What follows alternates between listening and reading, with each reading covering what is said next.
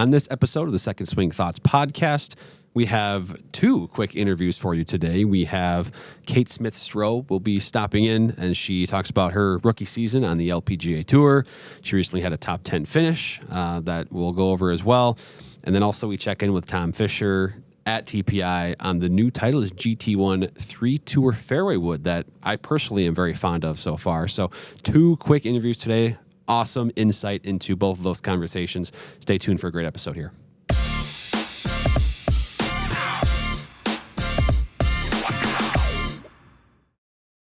Hey golfers, welcome back to the Second Swing Thoughts podcast. We are here in studio. I'm joined by Sean Bauer, co-host of the show, for yet another episode. We are well into the triple digits now. Last week was 100. This is 101.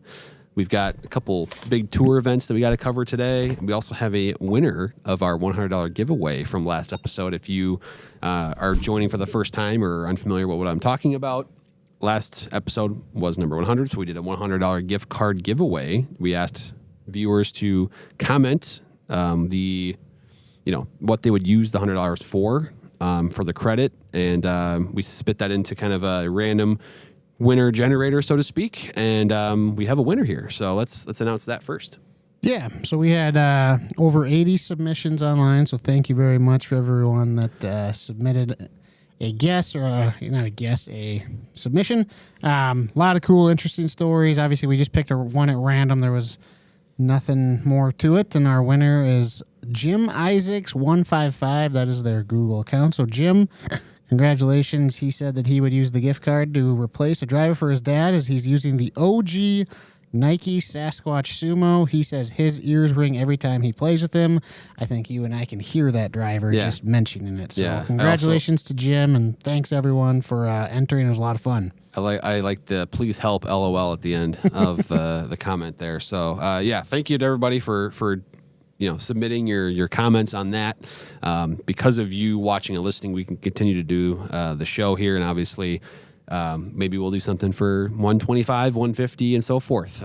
Maybe we'll do some more gift card giveaways like that. But before we get into Tom Fisher and Kate Smith-Stroh interviews, we wanted to jump into what happened on tour this weekend. So we had a pretty significant win for a player on the PGA Tour that was one of those on that list, the most talented, most skilled without a win prior to this weekend, and Cameron Young wins the Wyndham Championship in dominant fashion, pretty much had the tournament sealed up by Saturday, so he finally gets the monkey off his back and wins on the PGA Tour for the first time after several close calls over his career. Yeah, 7 runner-ups before this initial PGA Tour win, and I mean, Cameron Young, he can drive the ball with the best of them, he can hit his irons with the best of them. The one thing that's always kind of been which is very common these days, is his putter.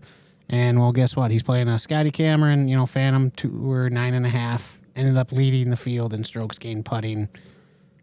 That's one of the catalysts there to his win. That's kind of what separated him. Huge win for him. Obviously sets him up real well here for the FedEx Cup playoffs.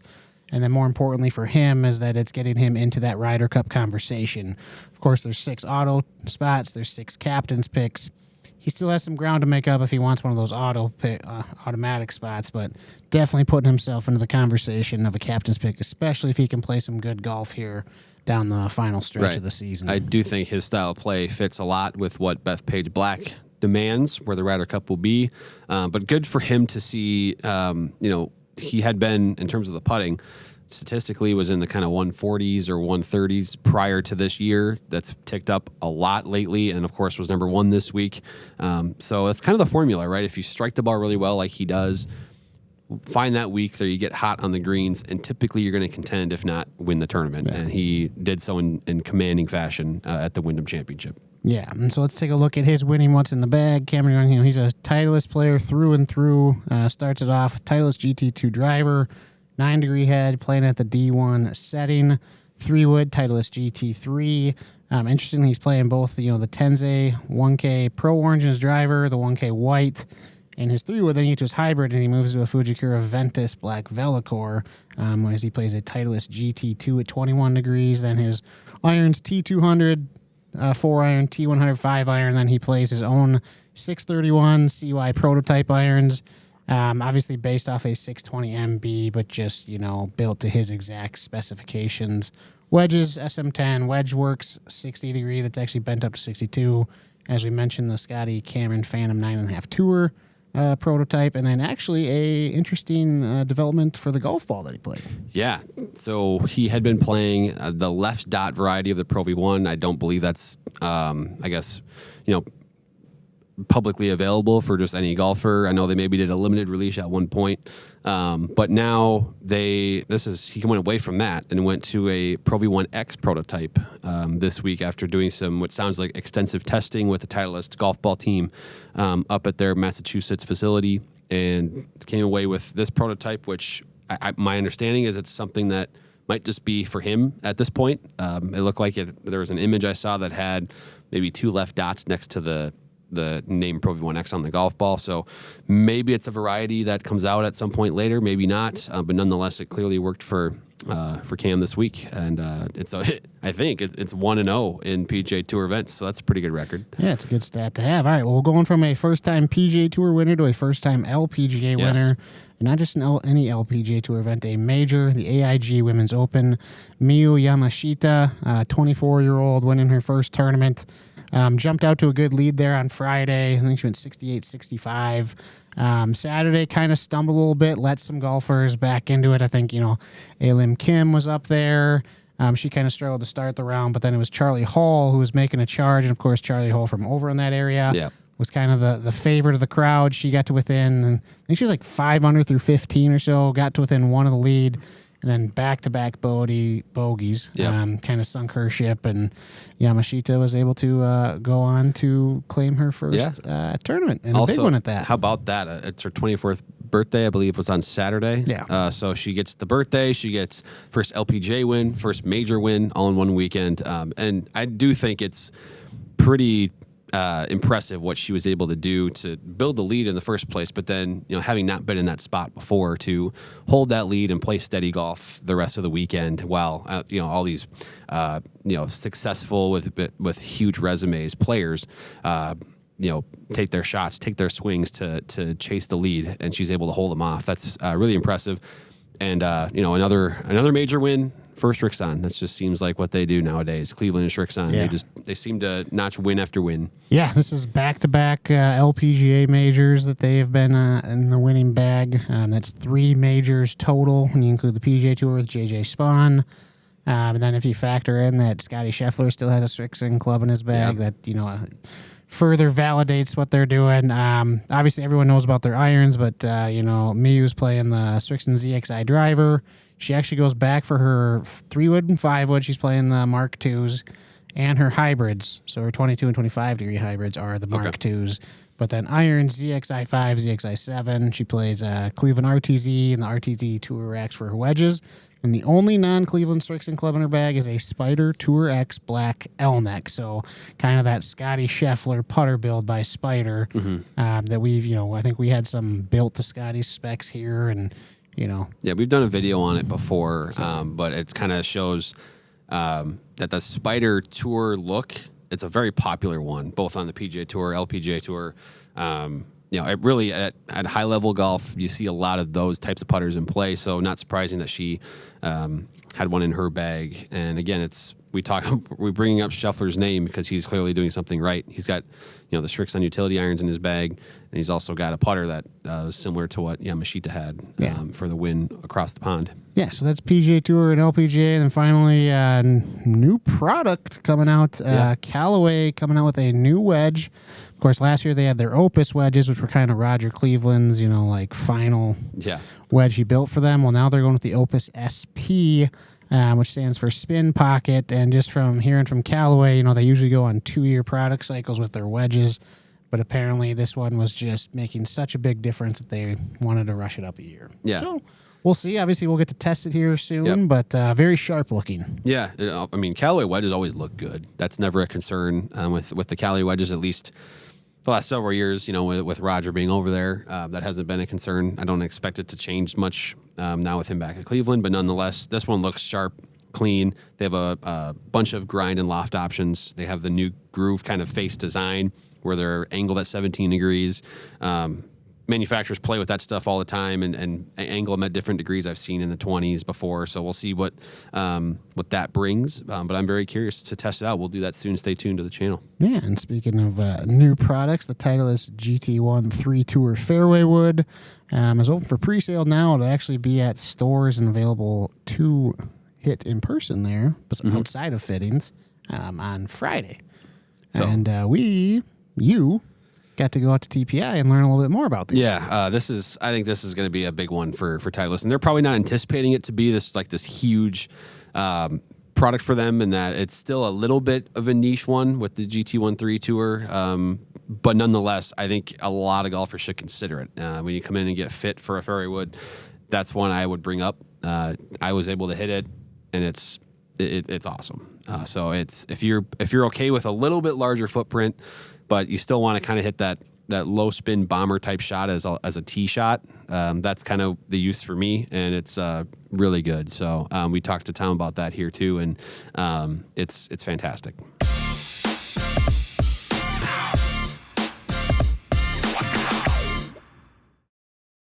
And we now welcome back on the Second Swing Thoughts podcast. It is Tom Fisher. We're still here at Titleist in their studio. They're awesome new studio here. This is fantastic. The Titleist GT1 Tour 3 Wood. This is a new offering here in the, call it the summer of 2025. Yeah. I got to hit it. It's fantastic. Yeah. I need the story now from Tom. Let's break it down. Where did this come from? Yeah, I mean, GT1 has been an absolute gangbuster, in terms of the adoption on tour, even more than we had anticipated, and also in the marketplace. That GT1 is more than just that high, that lightweight product that everyone kind of associated with that one model. It's that if you need launch, you need, get the ball up in the air. So when it comes to the tour adoption, we actually had a GT1 driver win last week in Japan. Yeah. Wow. So can you believe that on the men's tour? So, but here closer to home, the GT1 Fairway Wood and hybrids have been crazy, really, really good. Pretty much the same one models in play on fairways and hybrids as we do as the 2 and the 3. Oh, wow. Which is something that we've never seen before. And I think it has a lot to do with what Tom Bennett and the rest of the Fairway Wood team have done and hybrid team with the shape, right? The inertia values on these are really high. It's that little shallower head, which is kind of a popular shape, a little bit of a bigger footprint. Mm-hmm. And then now, in our one product, we've always had that forward and back weighting. So the tour team and golfers out there can, change trajectories by doing that. But GT1 has always been about that higher launch, a little bit more spin, get the ball up in the air. And the tour players were really liking the shape and really liking the forgiveness. But it's just, for their speeds, just a little bit too spinny, right? So we've had a 14.5 on tour now for about 4 months. Okay. And like anything, we do some prototypes on tour to learn, okay. Of course. Yeah, what do we do, right? It's kind of where GT280 started from, right? When you think about TSR2 Wood. So, so with that, just with the popularity of this thing, it's got everything that GT1 has in terms of that high launch, that shallower head, a little bit of a larger footprint, but it gives you that super high launch with a little bit of a lower spin, and with all the inertia of that GT1. So a little stronger loft. CG's not as deep, but it's still deeper than GT2 and GT3. So that's where you're really getting the inertia, getting the forgiveness out of that product.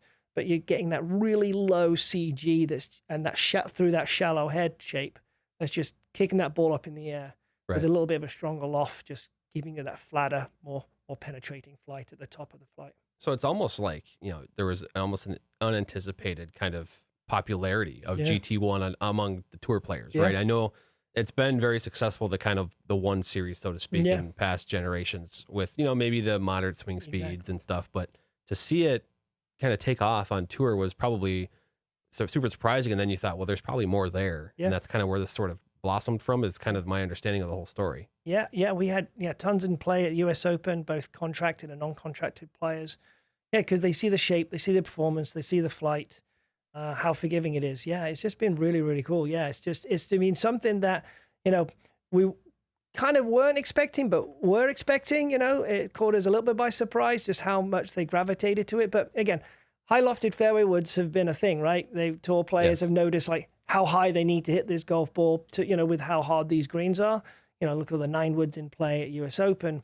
So we've seen that with the GT1, 20-degree hybrids in play, 18-degree fairway woods in the GT1 in play, and then now a lot of this 14.5. So yeah, same loft, 14.5. We've just got, that 3Tour marked on the bottom because it is kind of that Tour-inspired loft. So yeah, that's really the reason why we called it that. So now in the players, like I guess the player type that would most likely be fit into this, is it going to be players more so that are in GT2 and GT3 with their medals otherwise, or is it kind of just however it works? I mean, is it more player dependent? Yeah, I think obviously, of course, right.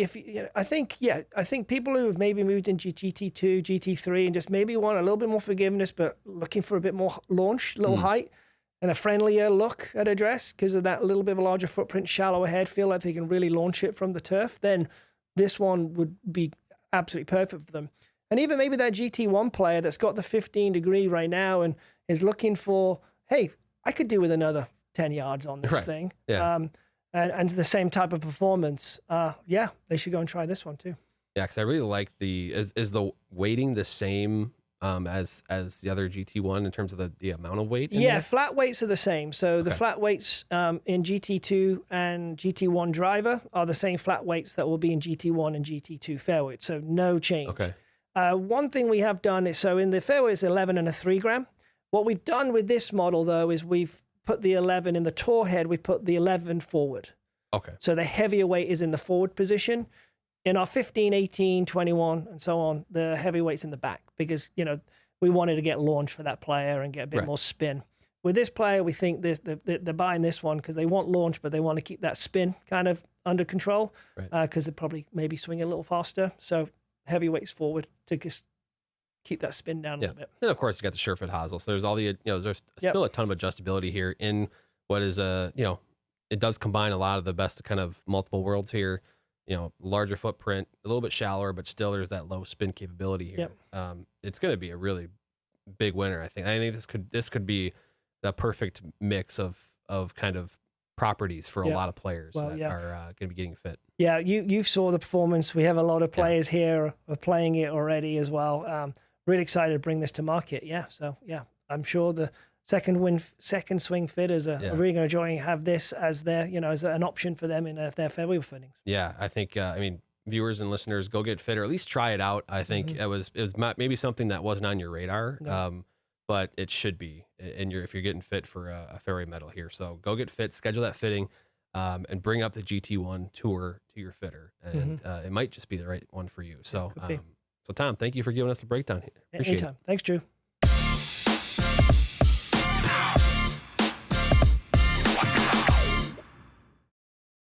And that was Tom Fisher at TPI. We were talking about the GT1 3Tour. It's cool to hear him explain kind of where that came from, being more tour use on the GT1 models than they kind of thought. And then of course we've got a winner at the 3M Open in Kurt Kitayama that was playing one. So that's kind of cool to see how those kind of timed up well with. Again, we recorded this interview a month and a half ago probably now.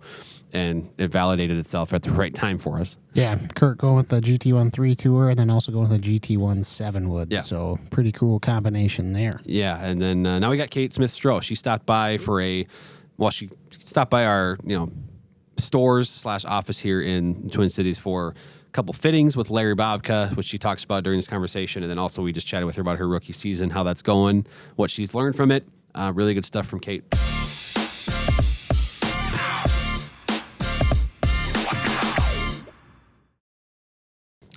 Okay, we now welcome on the Second Swing Thoughts podcast. Very special guest. This is Kate Smith-Stroh. Kate is on the LPGA Tour here in 2025. Your first, your rookie season on the LPGA Tour. So we'll talk about that and we'll talk about the experience so far. I now want to start with, you were in the bay this morning with Larry. So did a couple of things. We filmed the putter fitting, which will be on the YouTube channel. And then also just worked on some of the long game stuff. But what was it like to be in there with Larry and kind of getting dialed in a little bit? Yeah, no, it was awesome. I mean, it was my first time meeting him and working with him, and obviously know his extensive resume, which is great that he's on the Second Swing team and, being sponsored by you guys. It was great kind of meetup, and, fitting's really important, but it's also, there's so much going on in your golf game. So it's nice to kind of we did like a little bit more expansive stuff than just talking about numbers. And so it did a little bit of putting. Was looking to get maybe fit for a new putter, but found out my putter's great, which is good. You know, everybody wants a new putter, but I get to keep my putter. And then got fit for a foreign replacement, and then just kind of did some driver stuff for fun. So it was a really productive morning, and hope to, you know, maybe see him again sometime and work on some stuff, because it was really productive. Yeah, when you see so many golfers at your level, you know, they're some of the best in the world that stick with a putter that they like to look at, and they just get so used to it, and you see that so often. So it has to be a relief in that sense, where you don't have to like visually adjust to something brand new or something crazy different, where you can just, there was a couple tweaks to the, you know, loft or lie or whatever it might been to your putter, but it's still the same thing that you're looking down at, basically. Yeah, it's super comforting, I think, because we do a lot of like practice, you know, throughout the week. I mean, you've put a lot of hours into that putter. And you also like made a lot of important putts with that putter, so you have a lot of good memories. Hopefully more good memories than bad memories. Sometimes we have to change putters because we have bad memories. But so yeah, it's really nice. And I mean, I love that putter. It's pink too, so it helps, you know. Yeah, you got to customize there a little bit, which is nice. So also shout out to Larry for wearing, he had a pink shirt on today, so everything just matched up. We were set, set. We called each other. Yeah, exactly. So well, let's get to kind of what it's been like as, you know, as a rookie on the LPGA Tour. You know, you went through the kind of the grinder of earning your card through the, you know, you played on the Epson Tour, did the Q School stuff, made it that way, which I know, you know, at the time was probably just a thrilling, you know, accomplishment. Now you've been playing, you know, several events for, you know, over, you know, throughout the year, right? What's it, I mean, can you kind of put it into words almost what that experience has been like? You've been traveling a lot. You've been all over the world really to play these events. Yeah. Yeah, is there anything that surprised you about it, or has it kind of just been, you know, the grind of what you would expect at the highest level? Yeah, I think a lot of surprises, a lot of learning. It's been like simultaneously the best experience of my life and also one of the most challenging, which is good. I mean, it's the greatest level of women's golf. Like, it should be a challenge. So just trying to take that with stride, but it's been a whirlwind, like the travel and it's been really awesome. I got to compete in 2 new countries, get to go to Canada and play next week. I've never played in Canada, so like the opportunities have been incredible. And it's hard. The girls are good. You know? I am too, but I got to get better, and it's awesome. Yeah, it's I'm sure it's really like cool and confidence building in a way to be at this level, playing in the same events as like truly the top 5-10 players in the world, right? And then, but also at the same time, there's like a mental hurdle to almost get over. Like, okay, well, I have to play to this point. You know, I have to play this well to stay up there.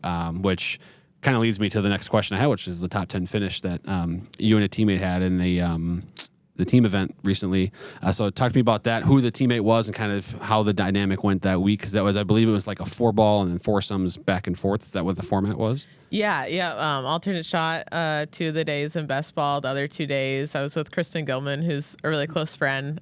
She's actually helped me a lot. Like, she helped me try to figure out my shaft before Q School last year for my driver, and I had a rental car breakdown. She picked me up once, so we kind of go way back. So when she asked me to play, I was like, yeah, I'm stoked. I mean, she's a 2-time U.S. amateur champion, so I was like, yeah, I'd love to play with you. Yeah. So she played great, and you know, I played good. I feel like, you know, we ham and egged it well. Like, those events are all about momentum. I mean, golf is all about momentum, but especially as with a partner, like, you both have to stay in a good place and like have a lot of you know, excitement for the next shot, the next hole. And so yeah, we played really good. You know, we just were really solid. And then she got on a heater and I got kind of on a heater the last day and moved up the leaderboard a lot and got some TV time and got some points. So it was a really, you know, I was like, wow, this is what it's about on the LPGA, you know, like playing well and being in the mix on Sunday was awesome. Yeah, that's what I was going to ask, Bucks. I remember I saw that you had posted kind of reflecting on the experience and playing in front of the big crowds. That was cool. And then I saw someone had captured you on TV there. And so, like, was it almost kind of like I don't know, you know, sort of a welcome to the big time moment for you in a sense of like, okay, this is,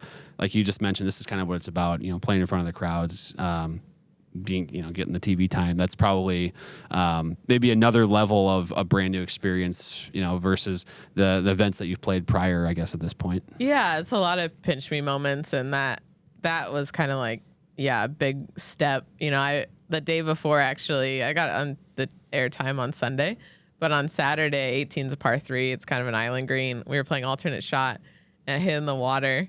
Oh, no. And I was, you hear the like, oh, no, and like the whole crowd, oh, this is heartbreaking. And so to kind of have the flip side of it on the next day, making a run and like, because you just don't want to lose a shot. But it was great, and I had like my parents there, and to really just excel out there is really hard, but when it happens and you see progress in your game, like it was just really good for my confidence and for the rest of the season. It's probably super rewarding to experience that. And is it like the team aspect of it, right? You said it's so momentum based.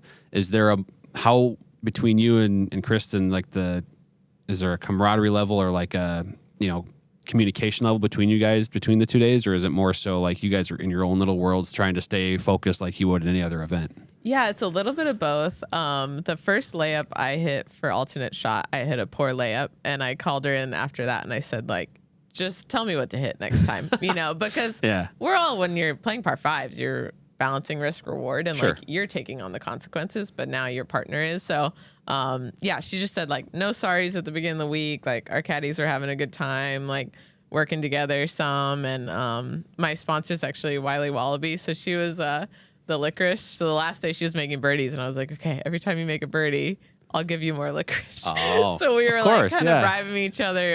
It was awesome. And I think that's her 7th year on the LPGA, so it's been kind of nice to lean on her experience too, and like what that looks like. But it was a really fun event, especially like we're in our really stressful major season, like trying to get in the majors, and so it's nice to see everybody a little bit more relaxed and just playing some golf and fist pumping and stuff like that. Is there, speaking on kind of, Kristen's been, on the LPGA Tour for a few years now, is there something that, whether it's watching her or watching other, players that have been out there a while, is there something that maybe you've observed or seen from them that maybe surprised you, or something that you're kind of taking to try with your own routine or your own practice? Yeah, I mean, lots of things. I try to play with a lot of good players. It's such a balance of like believing in your own game and then also trying to get better.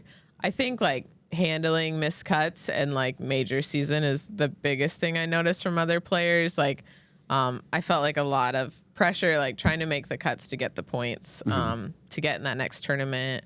So, they don't really let it bother them. Like, I think they know it's a long season. Like, it won't be their last major. It won't be their last Europe swing. You kind of have to believe in the longer, like, runway of your career. So I've been kind of watching them on just how, like, they handle disappointment, how they handled tough rounds, bad rounds, and they handle it so well. Like, good or bad, they're kind of like even, and they still like have a lot of belief in themselves. So I think overall, just like the attitude of the great players out there are very similar, and trying to emulate that is what I've been trying to do. Yeah, that's the mental aspect of the professional golf grind. I mean, I know you have a huge understanding of that in your career already, but even now at the top level too. Watching you kind of get almost an understanding, I'm sure, of how these players got there is by overcoming this just as much as the physical element and the swing mechanics part of it. There's all this whole other piece of the mental fortitude and mental strength, really, to forget the bad stuff real quickly, because it'll happen out there. It's golf. Oh, for sure. And I think like players of all levels get it. Like if you're someone who's playing in the 70s a lot and you struggle to break 80 for 3 or 4 rounds in a row, then you're like, I'm never going to break 80 again. And we go through that too. Like I missed, 3 or 4 cuts in a row, and I'm like, I don't remember the feeling of playing on a weekend. Like, will it happen again?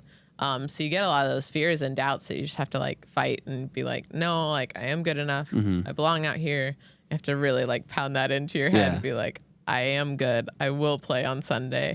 But it's tough when things like golf trends a bad way. It's hard to stop the train from falling off the tracks. Well, and then I wanted to ask too, because I know, I'm aware of kind of the stretch that you're referring to, and then you went and finished second on the Epson Tour, and then you went and finished top 10 with Kristen in this event. So, like, is there was there kind of a sort of a renewed confidence or maybe a comfort level when you went and played the Epson Tour event, and sort of was there a comfort level there, or did it just kind of like your game flipped and you just found something in the swing? Or I guess what happened there to kind of, it seems like now you've, obviously with the top 10 and working with Kristen, things are back, I guess you may be more happy with those results. Yeah, definitely. I think it was a combination of a lot of things. I in Mexico, I fell, so I kind of injured myself, and then I missed a few cuts after that. Kind of took me a while to get my golf swing back.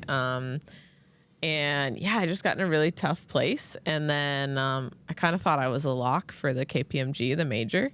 I ended up being second alternate. So I went to Epson to go play, but I was like, hey, if I move, I'm going to fly right away. Yeah. So the whole time I was going to play Epson, I was kind of like looking at flights to Dallas. And obviously I wanted to play in a major. Yeah, right. But yeah, it was a renewed sense because I'm like, wow, I want to be on the LPGA. I want to be out there. I belong out there. Yeah. But also like golf is really fun, and like having a chance to tee it up at any level is super fun. And so, I went up to Michigan, played, some of my best golf of the year, and definitely a little bit less pressure, but had like a bogey-free round, 8 under, and it's like, wow, this is fun, and I can take this to the next level. Yeah, I mean that's elite golf. That's bogey-free 8 under at the highest level, on the LP. I mean, that it doesn't. I mean, in a sense, I guess it does. Like there has been people that have, shot technically under that, but like that's an elite round of golf. And I guess piggybacking on that, I know I'm kind of bouncing all over with these questions, but I've asked a few pro players before what it means to be in the zone. And I know there's probably elements where you felt this maybe during your Q school and stuff, but like in the zone, going 8 under. Bogey free, is that a different level of in the zone, at the highest level of professional golf? Yeah, I think the better you get in golf, the zone maybe is like it lasts longer. It's a little bit more like it's really special. Like I remember being in the zone when I was in high school, and it meant I shot 1 under. Like that was the best round of my life, and now it's like, wow, that was like a special day. I think for us, or like competitive golfers, professional golfers, like you try to get most of the par 5s, convert some other holes on the course, minimize bogeys, and you shoot 2 to 3, 4 under. But when you can kind of get the par 5s, hit a few special shots on the par 3s, like hit it close on the par 4s, and all of a sudden you're like 5, 6, 7. And then you're out there and you're like, I can birdie every hole. Yeah. Like every putt you look at can go in. That's pretty cool, because it just, the feeling does not happen, because you can play the next week and you're like, I can't make anything over 5 feet. Well, there's a reason you don't see people shooting, 30 under in tournaments. I mean, it very rarely does that happen, right? Nobody shoots 8, 9 under multiple days in a row. It doesn't happen. So like, when it happens, enjoy it, right? Yeah, why Monday qualifiers rarely make the cut, because you shoot 63 on a Monday, and all of a sudden on Thursday, the hole looks tiny. So it's right. Yeah. It's fun. You gotta, whenever it comes, you gotta just appreciate the good rounds. They're so much fun. Yeah. Well, I mean, I know we've appreciated the time talking to you here. I did want to just like with one sort of wrap up question, and that is now having been through this grind, you've been on the tour this year, for players that are going to be in your similar position, that you going through the Q school and earning the spot, is there something that you would impose on them, some wisdom or some experience that you've had this year? Like, what is the biggest kind of, surprise or thing that really caught you off guard that you'd like want to, let the newcomers know next year that are going to earn the card for the first time? Yeah, I think what got you there will keep you there. Like a lot of things that, like your golf game is why you're excelling, why you're an elite player. You have to get better, but it's like keep your DNA of the golfer you are. And then I think for me in this sport, like everybody's been really willing to help, like older players, veterans, coaches, fitters, like ask for help, ask for advice, because people want to, like this game's all about sharing knowledge, sharing experiences. And I think everybody really wants to share that. So don't be afraid to ask for help, which is tough as for people and for golfers. So, I understand exactly what you mean there. It's weird. It's almost like a humbling thing. Like, I need your help with this, but it can be, I mean, you talk about, think about the best players in the world on both sides, men's, women's, whatever tour, there typically is a team involved. There's multiple, probably multiple fitters, teachers, mental coaches. Like there's a lot of those moving parts that it is a team effort in a way. So, well, cool. Well, Kate, thank you for, swinging by second swing here today just for a brief moment and catching up. Obviously, we're wishing you the best in all the future events here this season, but it's fun to catch up. Yeah, thanks, Drew. Thanks for having me. Thanks for all the help at Second Swing. It's been a great year having you guys support me. So.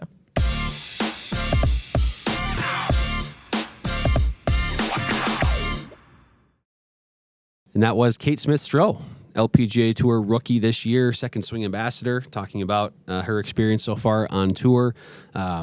It sounds like she's learning a lot, and it's a really cool experience to be able to go all over the globe, really, to play tour events. Fascinating to hear from her. Yeah, and she was just overseas trying to qualify for the AIG Women's Open. Didn't make it, but still, I think she said I think she missed by a shot, maybe two. It's kind of her first time experiencing that type of golf, and so really cool. It's been really fun to follow her along. She's a phenomenal golfer. It just shows you how good the talent is on the LPGA Tour when, you watch her strike the ball and you're like, okay, like this, she's phenomenal. And then it's like, oh, everyone else on the tour is just this good. Yeah. And, so it's been really, really fun to watch her come kind of journey through the first season there. Yeah, it's been great. And so we've got, if you haven't seen it yet, we've got a fitting with Larry, the putter fitting, up on the YouTube channel there. The kind of the nuances they go over is a lot of fun. A lot of discussion about putter loft and why that's important. So if you're curious about that, that's a really good one to watch. Also for the YouTube channel, our live at lunches are going to keep rolling on. We're doing a lot of golf ball stuff on there coming up. Ball testing by brand. We've got also Frederick Waddell from Titleist on August 21 joining for a discussion on the R&D side of Titleist golf balls. So a lot of good stuff coming there. And then, of course, we're rolling along. We've got some Golf WX Members' Choice stuff going up here this week and next. And then, as you'll mention as well, we got Kevin Kraft stuff on the channel. Keep rolling through with some comparisons. And then, of course, there'll come maybe a couple podcast episodes or segments, interviews with him as well. Yeah. Next week's podcast, we're talking Golf WX Members' Choice, top 5 clubs of the year per category. Brian Knutson, Club Junkie Podcast from Golf WX, will join Drew, kind of breaking down each of the different categories. We have plenty of stuff with Kevin Kraft, including, getting fit for wedges, especially the challenges of fitting for wedges indoors.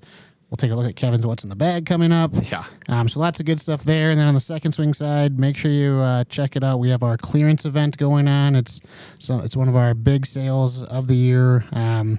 Special clubs, Cobra Dark Speed, TaylorMade Stealth, Titleist TSI stuff, really good clubs going for really great prices. Plus, I think there's also an added incentive on used wedges. So head to secondswing.com there to check those out. And thanks for watching episode number 101. What do they have to do, Drew? Subscribe. We're always hoping for more subscribers, whether it's on the YouTube channel or on the podcast. So whether that's YouTube, you subscribe, whether that's Spotify, Amazon Music, or Apple, please do so. We really appreciate it. Helps us a lot. Tell your friends to do so as well. Hopefully we can supply a good content for them as well. So again, subscribe, and we'll see you next week for episode 102.